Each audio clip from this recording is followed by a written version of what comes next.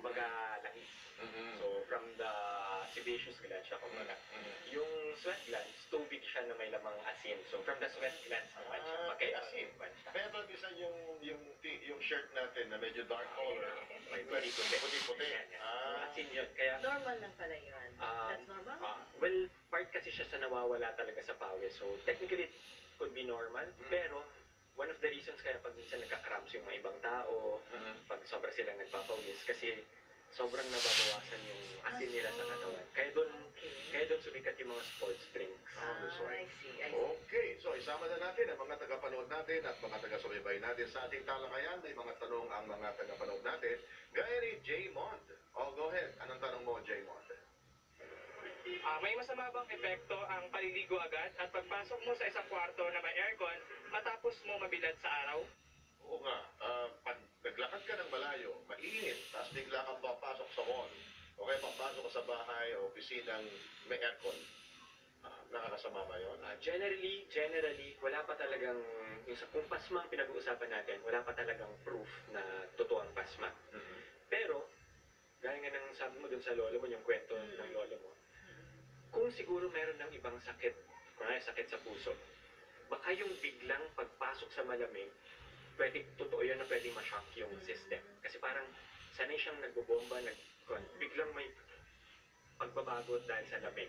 Pwedeng ma-shock yung system. Pero kung ikaw naman ay generally healthy, wala dapat na katakutan. Pero kung medyo nag-aalinlangan, part doon yung suggestion ko na kahit pa paano medyo pakalmahin muna yung sarili mo, yung bago pumasok sa malamig. Kung medyo parang nagdududa ka talaga. But kung sa pasma, wala pang mga pag-aaral na nagsasabi na totoo. Oo nga, kasi naisip ko, yung mga cyclist, mga runner, di ba? Pinubuhusan pa sila ng tubig, di ba? After ng takbo nila, no? Sa boxing din, di ba? Makita mo, binabasa ng tubig, talaga namang masyadong mainit na katawan nila, no? So those are for parang medyo healthy or okay yung katawan. Pero kapag may karamdaman na, it's still Medyo best. alalay. Anong ibig mong sabihin na pakalmahin muna? So anong gagawin dapat? Iinom siya ng tubig? Pwede yun. So, kung kunwari, ang tanong doon would be, bakit siya pinagpawisan? Kunwari, kasi Kasi naglakad siya papunta mall. nagmadali. Kunwari, nagmadali. Yeah.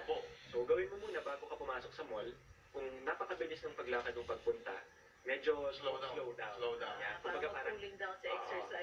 parang ganun, para hindi mabigla. So, kumbaga, i-ready mo lang yung katawan mo mag-transition sa ibang environment, parang ganyan. So, para lang hindi masyadong magulantang naman yung sistema. Pwede yun. Yung paglagay ng powder sa likod, would that help? Sa Diba mga yung pinamabata, di ba? First na first, Sa powder. Actually, ang pinakatulong nung sa powder would be, mas sa mga bungang araw, mga ganyan. Ako personally, mas gusto ko actually pagpawisan yung bata. Kasi yun yung pamamaraan mag-cool down ng katawan eh. Eh kung Di ba titignan nakalamig yung powder? Yeah, wala ba siyang... Lalo yung cornstarch na Oo, di ba? powder, di ba nilalagay nila? Hindi ba nakakabawas ng init yun? O baka nababaraan lalo yung mga yung mga sweat pores glands. niya, di ba? it's more of nakaka-dry siya. Kasi kung may bungang araw, pwede maglagay ng powder para hindi masyadong pagpawisan. Para medyo dry yung skin nila. For me personally, kung medyo active yung bata, naglalaro talaga, huwag na lang lagyan. Kasi mas maganda na magpawis eh. So, towel na lang. So, yung towel, is that okay? Pwede Lagyan naman. ng towel sa likod? Para mag-absorb at least yung pawis. And then once again, huwag pababayaan sila na hindi uminom ng tubig. So, kailangan more or less mag-set ng time na, okay, naka 15 minutes ka ng takbo, pawis na pawis ka na, ay inumin talaga ng tubig. Kasi mga bata, pag naglaro yan, wala na, nakakalimutan na lahat. Epekto sa kanila. Ayun. Ito, meron din tanong ang taga-subaybay nating si Jura. Go ahead, Jura.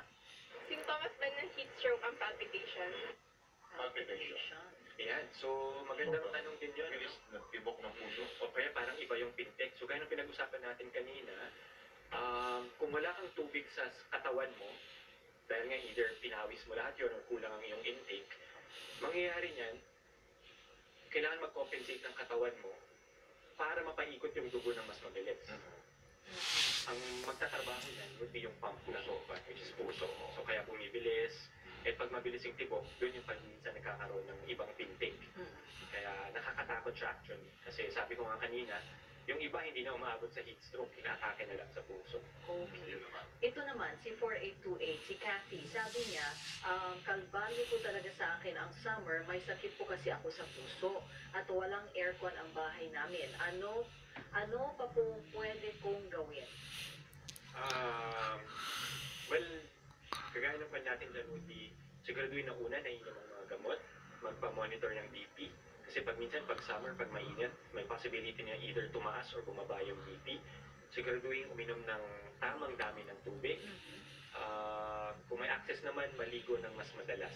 Okay. So pwede itong sinabi ni June, okay lang po ba na maligo na lang po ng madalas pag sobrang init ang panahon para makaiwas sa heat stroke? Tama yan, pwede yan. Kasi at least nahuhugasan, napapalamig yung katawan, basically. Okay, Ms. Garcia ng New Manila, kahit ba naoperahan ang bypass, posible pa rin magka-heat stroke?